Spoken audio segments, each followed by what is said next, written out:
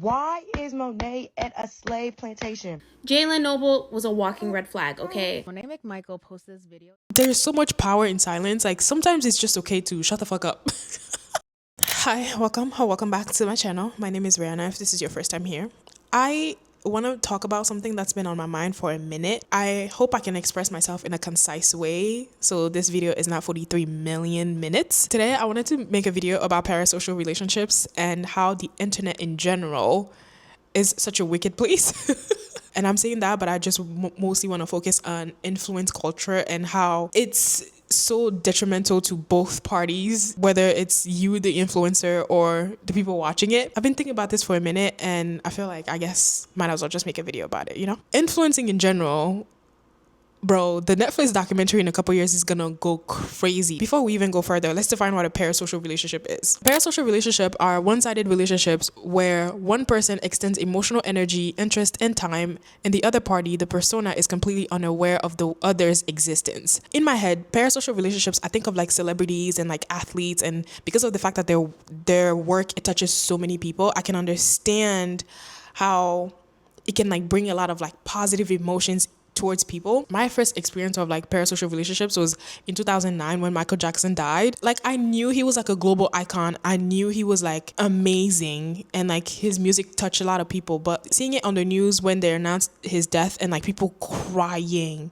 like shedding tears, like being so distraught on the streets of New York, I was just like, wow. Maybe because I was young, but like my mind never fully grasped how much he meant to people. It was so weird for me to see like so many people devastated by his death. Another example of parasocial relationship is Beyonce and the Beehive. Now, as a member of the Beehive myself, I think she low-key is the best performer since Michael Jackson. Not gonna hold you.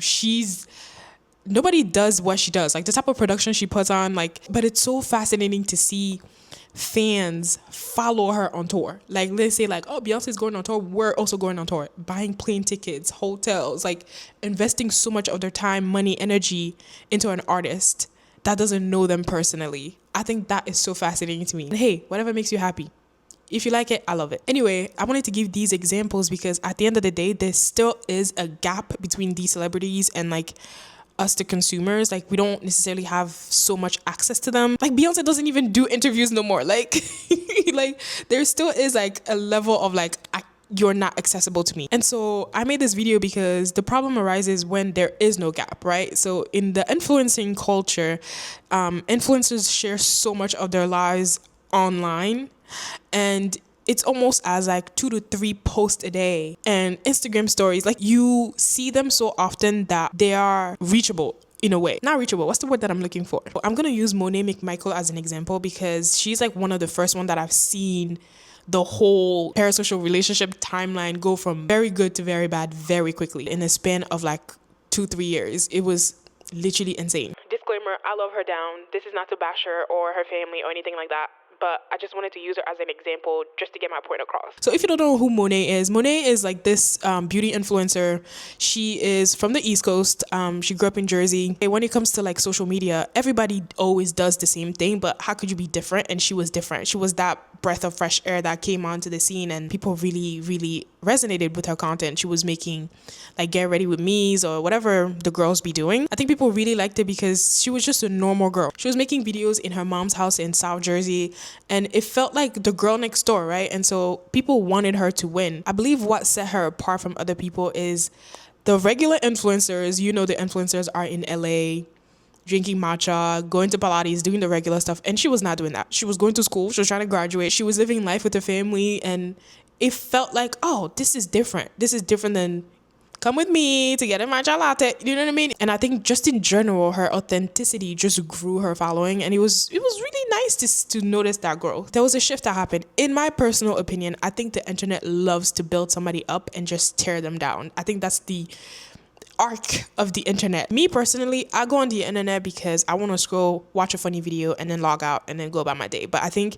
people love the, oh, what's happening? Like, drama, negativity, like the internet feeds off of that, and there's always something that needs to be happening to keep people entertained. And I think TikTok in general is the main vessel for that, where people love to sit up their phone and tell you their opinions or something about something. There is nothing that important that you need to set up your phone and do a 15-part story for. There is so much power in silence. Like sometimes it's just okay to shut the fuck up. But anyway, I digress. I think I noticed the first shift with Monet when she began dating her now boyfriend. Her boyfriend is also an influencer, and if it's your job to share your life online, you're gonna share that part of your life, obviously.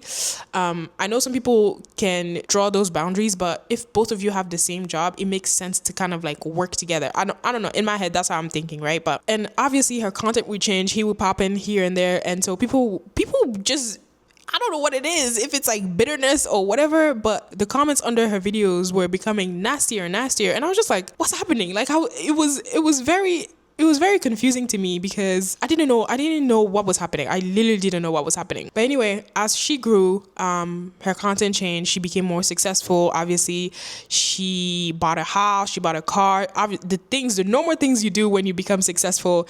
And for some reason, people didn't like that. I think when things change, sometimes it's difficult for people to accept that change. It's almost as if people still wanted her to still be at her mom's house until she was like 50, like not change anything about herself, when change is the normal part of life. Like you go through things, and especially in your 20s, like you change so much. Like I feel like I changed like 1,600 times when I was in my 20s. But anyway, going back to parasocial relationship, I think that the extended exposure of her life and how everything was shared online for people to have their opinions about or whatever kind of changes people's brain chemistry. Like I mentioned how in the parasocial relationship with the celebrity, there's a gap because you don't really know what they're eating for breakfast, right? But with a girl like Monet, when you see her entire life, her entire day, you kind of feel like you know her.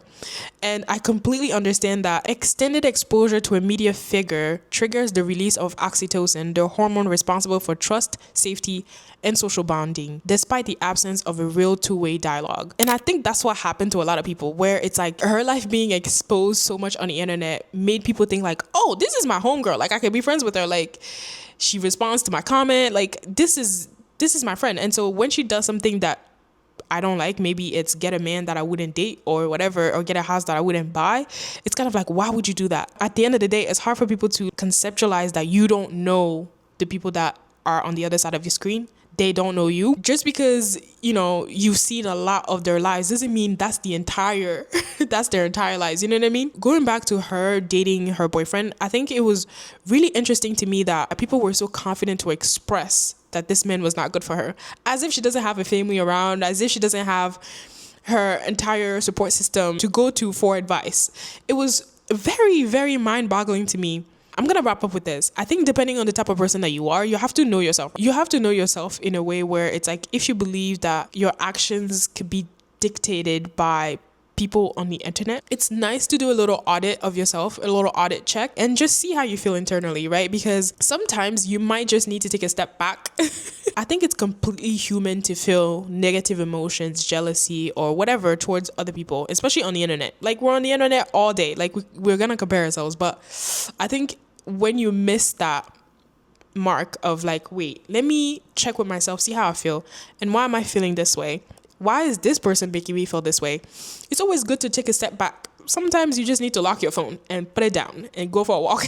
In general, influencers and that whole influencer brand industry probably need to reevaluate how that business works in general, because I feel as though like there needs to be a bigger gap. I mean, it's easy for me to say because it's not my job, but there needs to be like a bigger gap where people don't have so much access to other people on the internet. I don't know if any of what I'm saying makes sense, but I just think in general, I think yes, people can be influencers and influence other people in certain ways, but there needs to be a gap where the influencer has a little bit more privacy, or the consumers are not so like, you know what I mean? I think I'm done rambling. I'm just gonna end with this. The internet is not a real place. It's like a tool to connect with people and create community with strangers that are around the world that you would probably never cross paths, but there's the same exact people right outside, down your block.